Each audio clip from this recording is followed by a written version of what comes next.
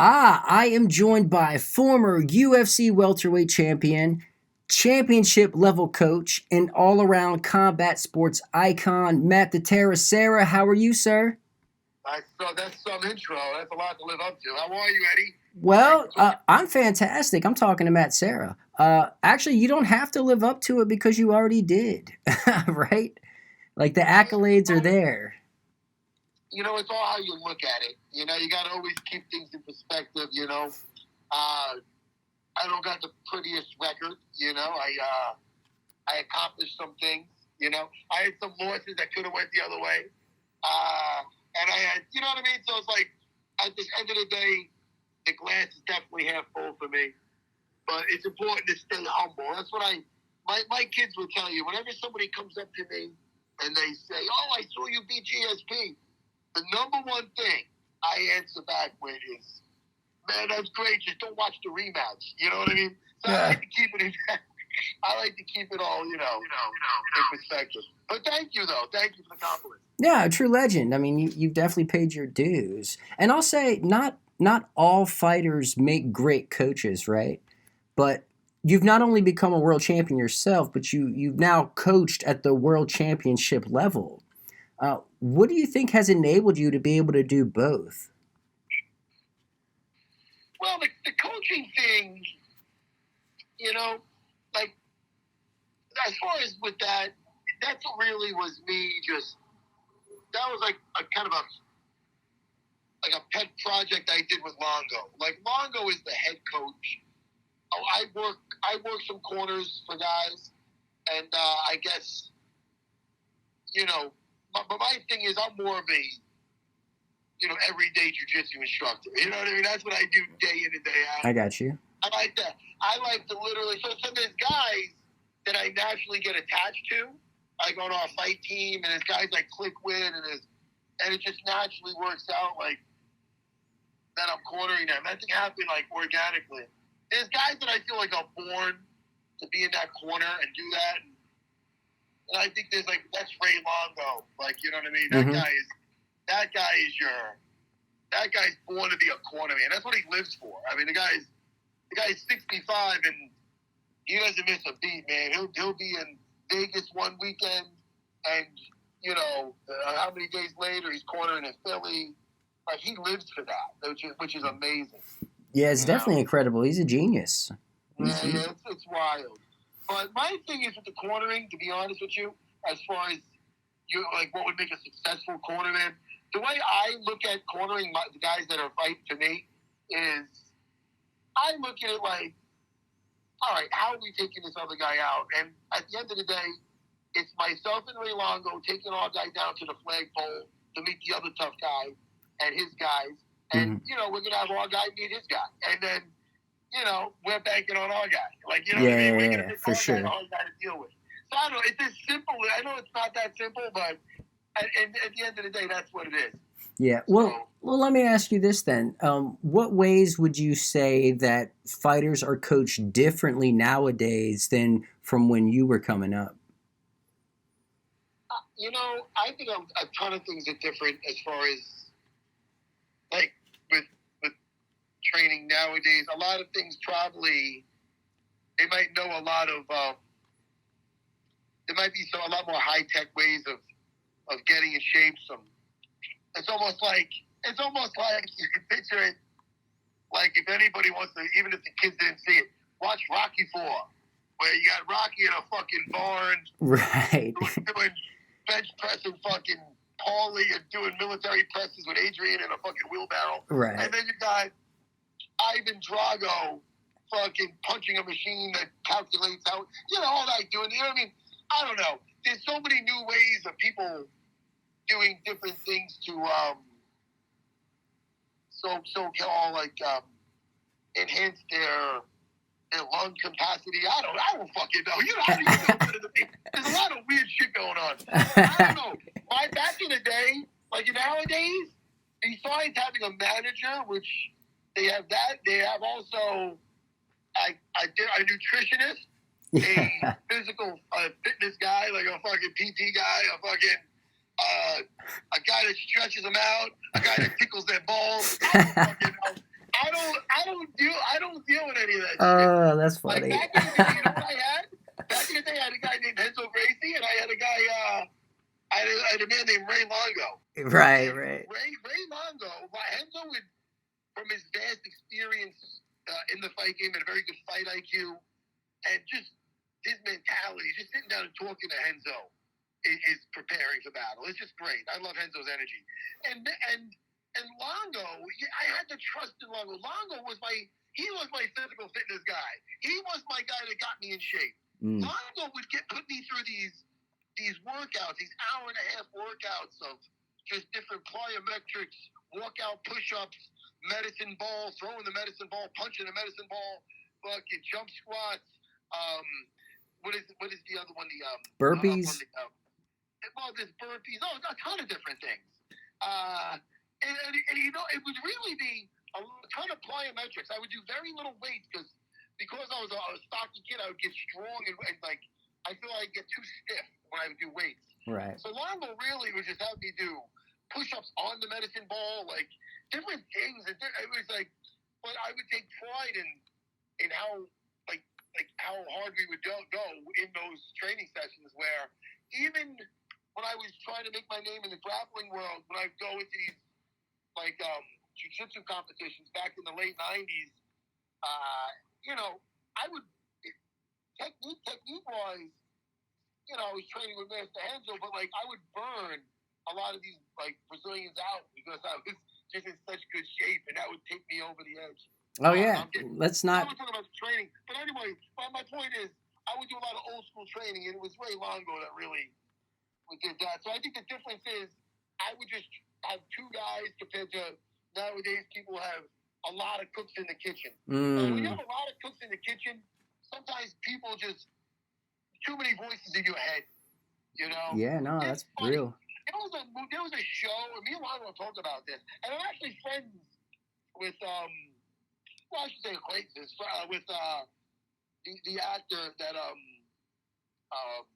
what's his name? Frank Grillo, I believe his name is. Frank. Yeah, Frank.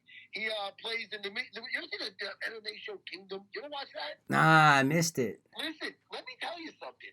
That's a good show. Yeah. It's almost like too realistic, you know. Damn. It's the reason I have a jiu-jitsu school, not an MMA school. But that show is so good, and the writing is great, and there's characters in that show that are like, it resonates in real life, like just. How did I bring that up? I don't know. Dude, I got ADD. I just got done rolling with my wife for like 45 minutes. Oh, man. But no. There was a reason why I brought that. There was a line. Oh, this is why. Because there's a line when there's a new trainer comes in and he goes, look, this guy's my guy. I'm getting him ready for a fight. I'm working with him. You know, do me a favor, work with other guys. And he comes in one day and the other guy's like, yo, you mind if I show you something? And this and that. So the Grillo goes to him, hey, when he's got a fight coming up, I want one fucking voice in his head. Oof. It's something similar along those. I might be paraphrasing. Yeah. But, like, there's little things like that in that show that were, like, very hit the nail on the head with things, which was funny. So I don't know. I don't know why that came into play, but that's one of the other reasons. Like, I had Ray I trusted in. I had Henzo and you know, who I trusted in. And that's it. I kept my circle small but true, you know. I sparred with neighborhood guys. I had some other guys come in, Golden Glove guys and whatnot. But, you know, for the most part, it was neighborhood guys I was getting ready with for St. Pierre. And it definitely worked out. When you won the Ultimate Fighter, what meant more to you, winning the show or getting your revenge on Shoney Carter? Well, when I was on the show, it meant, first of all, can I just add that it's funny when I watch that show. Like, I know I had like a pure game plan, but just fight IQ or time clocked in standing up since then. I'm like Shoney Carter. This is just the truth of it. Like, he was notorious for. I don't listen. I don't give a shit. I don't know. Nothing keeps me up at night. I can give a fuck less about losing to him. You losing to him or taking three backflips, taking backflips that I deserved to take in a second fight. He was literally setting me up. Right. My game plan back then was very, I'm trying to get you down and submit you, and I didn't care if you knew it, you know? So the guy's leaving his leg out there to drop it to hit me. It's really, in hindsight, it's kind of pathetic. But my point was, the guy was greasy as hell. Really? That sucks. Slimy. And he's wearing. You ever see an episode of Cops where he's wearing a Speedo? Yeah. Cops where there's like 3 cops, and it's not even they're trying to get a guy that's like looks like he's like been sweating and he's in like not much like underwear, and they're like he's like sliding off him like a hippo. And it felt that's what it's like. So I rolled with Shoney without. I rolled with him leading up to it with like a t-shirt and shorts on. I mean, he's horrible, and he's a nice guy. He's goofy. He's a good guy. But, you know, he's a goofy guy. But I'm just saying, you can do everything wrong, but when you have that, when you're in Speedos and you're like greased up, I don't know, it's hysterical. But my point is, it felt good to get the revenge on him. But I would have fought him way differently looking back at that fight. That's why it's almost like hard to watch. I did some nice wrestling and some ground and pound. I busted my hand when I had his back in the beginning. I was whipping my punches into his face. I'll tell you about this about Shoney though. There's guys that compete. I mean, no, don't get me wrong. He did grease like a motherfucker. But there's guys that compete better than they are in the training room, and he's one of them. I got you. Grease or no grease, he's got decent wrestling, good wrestling base. He's got a good like outside body lock leg trip, you know, he's got decent like kickboxing. He's not bad. But like in the training room, he kind of like stinks. Like, you know what I mean? If you ever train with him, you're like, this is the guy that. Right. But he's one of those guys that he always showed up when he fought. But yes, it felt great to beat him. But it felt even better to win the show. Is that what you were asking? Yeah. Man, I give you more for your money, don't I, Eddie? Hey, I love it. To fucking cut this thing out, give me a phone. This should have been on video, Matt Serra. I know, it could have, but I'm an oversized Captain America shirt outside my street. I have my academy like a mental patient. So, man, after Tough, you went on to make GSP tap to strikes to win the UFC welterweight title. So I have one pro MMA fight to my name. I took it back in 2020, and I ended up winning by submission to strikes. And that was the greatest feeling ever. Ever. Would you say that stopping GSP was your favorite finish?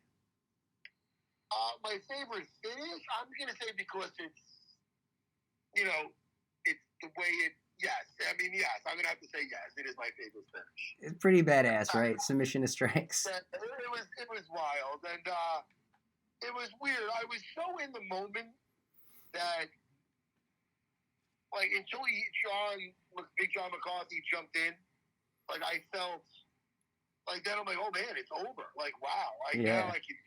Now I could celebrate. Now I could, you know, I almost went apeshit, then I kind of calmed myself and did my little handspring. But, you know, that was my movie. I lived my movie with that. I was better suited for that than being a reigning champion. That was never going to be my gig. Probably even for the fact that, you know, I was kind of a tweener. Like, you know what I mean? I literally am 5'6". Right. And I'm up to 50 years nipples. And there's guys that are in there now, 6'1", and this and that, or whatever else. Or, you know, there's big guys in there. So it's like, you know, I was a guy that made 55, but it was very hard to make 55. Like I said, one of those tweeners where 170, where I knew I could still compete at 170, but because of just the weight, it'd be hard to be a dominant champion because I could be out, even just win the top game. Not win the top.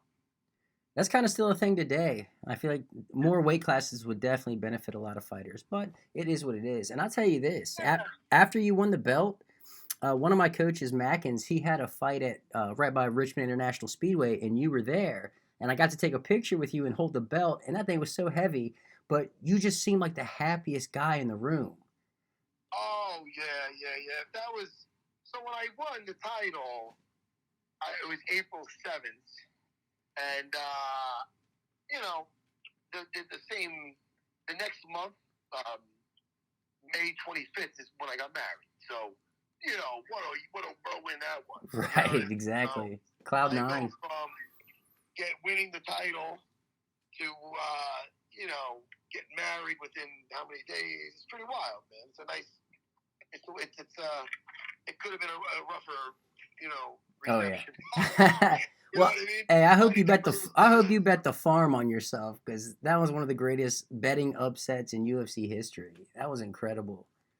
Yeah, you know what? I never betted in anything in my life. I'm one of those guys, which is probably better. Oh, definitely better. That's nothing you want to get mixed up in. I thought my daughter was texting me. Let me see. So right now, let me tell you, I got my kids in there. My 14-year-old's doing the wrestling class. Oh, wow. I just trained with my wife for an hour. It's the family business now, Eddie. We got everybody training. It's the way. It is the way. It's the way.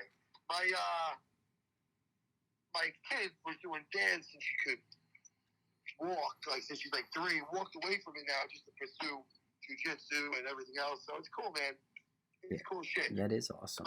My wife competes and shit. So, things are good. But go ahead. What else were you asking? Well, you never got your trilogy with GSP, which kind of sucks. But I was hanging out with him in the Dominican Republic a couple weeks ago, and I was talking with him, and I was asking about he's got a grappling match coming up, and he said that he doesn't have an opponent yet.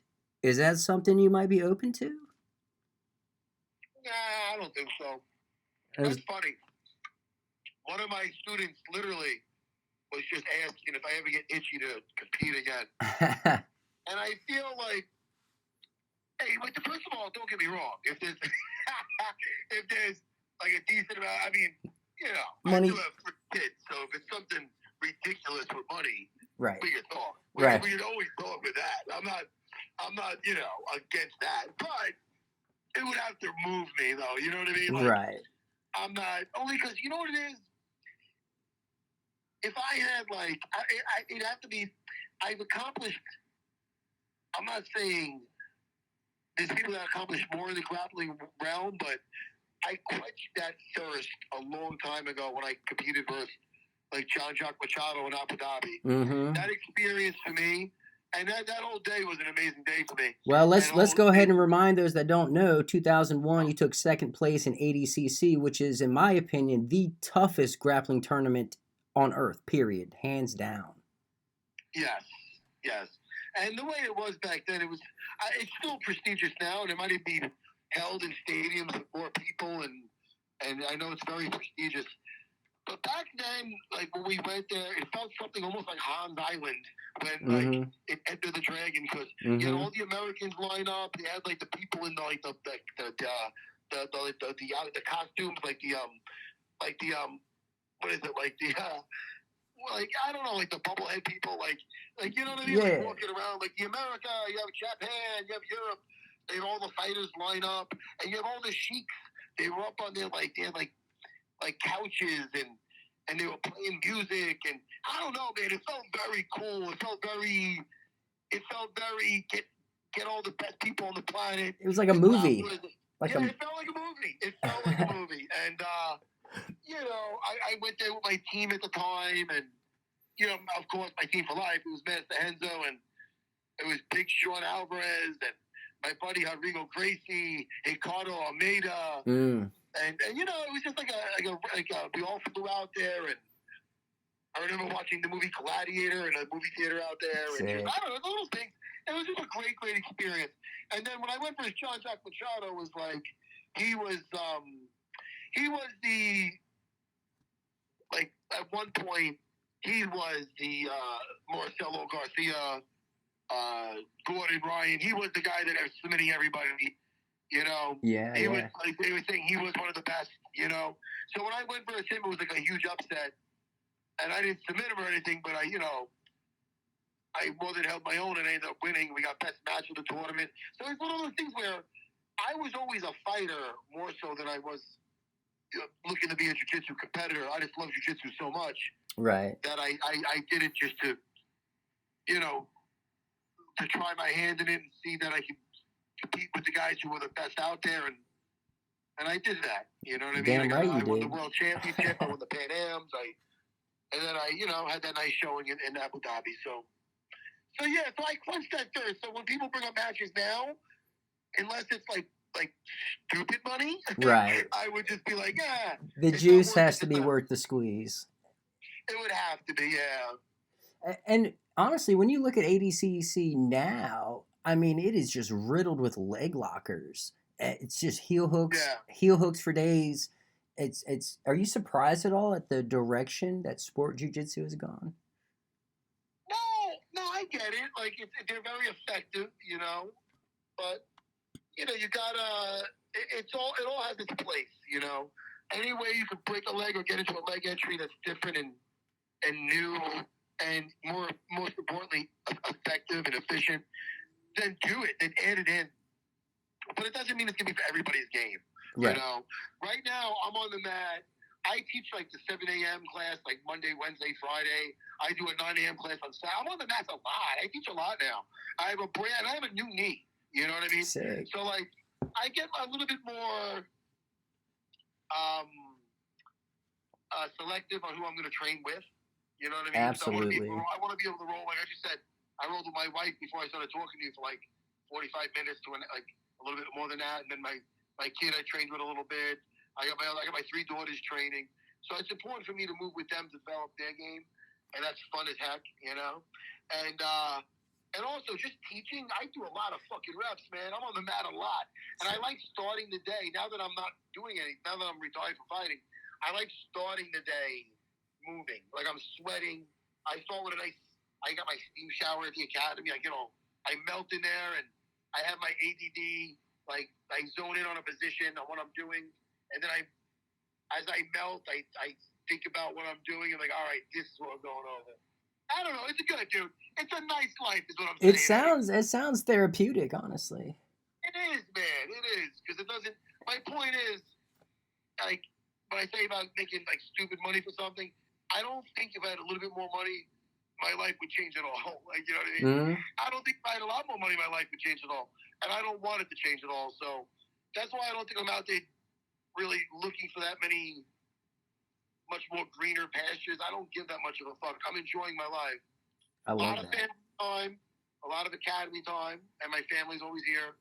I do my podcast with Jim Norton, UFC Unfiltered, twice a week, which is fun as hell. Oh yeah. And I hang out with Dana once in a while. Me and Dana do Looking for a Fight with Dean Thomas, my buddy. Uncle Dana. Yeah, I know Dean Thomas. Come on now. He's another legend too. Dean Thomas is a very good man. Yeah, I love Dean Thomas. So I get paid to hang out with my people, so it's good, man. No, you're living the life, man. That's I gotta drop into one of your classes. I gotta come. Oh man. Hit me up. Let me know when you can be in town. Absolutely. Well, I got just a couple more questions. 2 of them are kind of be wrapped into one because the answer is kind of almost the same for both of them. But what do you think is the next move for Aljamain Sterling, and what is the next move for Merab? Yeah, man, we'll see what goes on with that and who gets the title shot and who doesn't. You know what I mean? Obviously, I believe it should be one or the other. And that's what we'll see what's up with them. I guess we got to see what happens. Yeah, it's kind of a weird place to be for both of them. Yeah, I mean, I believe it should be one or the other to get the shot. But I'm not the guy selling the tickets. I don't know. The thing is this: like, I'll never talk about this stuff. Me and Dana don't talk about this stuff because I don't have anything. That's my relationship with Dana, and it's my relationship with my guys. So I believe one of those guys should get a shot. But you could look at it from the promotion. They might be looking at it like, oh, he has that history with Chino. So, hey man, I don't work the promotion side of it. I just know when my guys are getting ready for battle, I'm there for them. That's what I do. Oh yeah, 100%. Is Aljo staying at bantamweight? Do you know that? Dude, you gotta talk to him about anything with him. Yeah. Fair. You know what I mean? Yeah, anything with Aljo and them, you gotta hit them up. For sure. I'm sorry.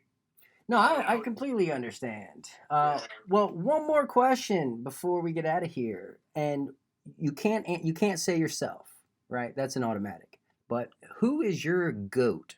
Who is the GOAT of mixed martial arts? GOAT? I tell you the truth. I don't know, man. I don't really think about it like that. I don't think about like this guy's the best ever.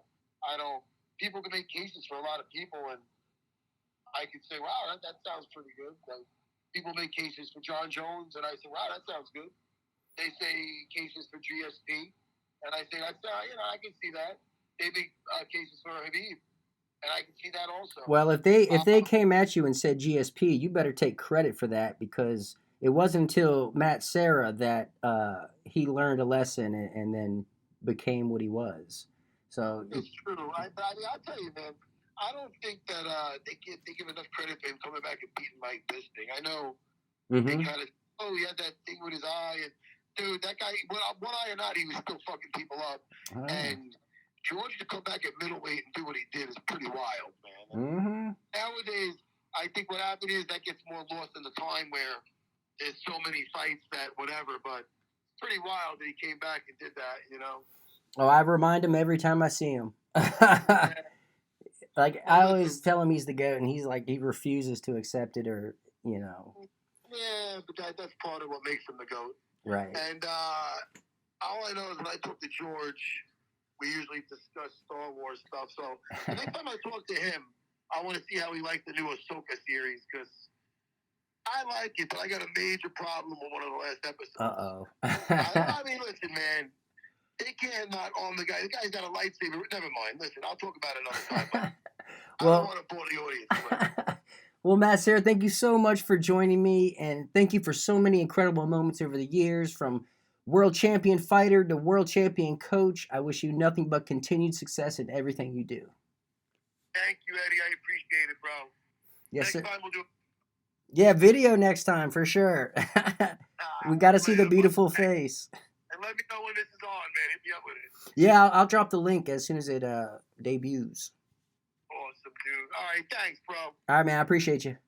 All right, thanks, Eddie. Take care.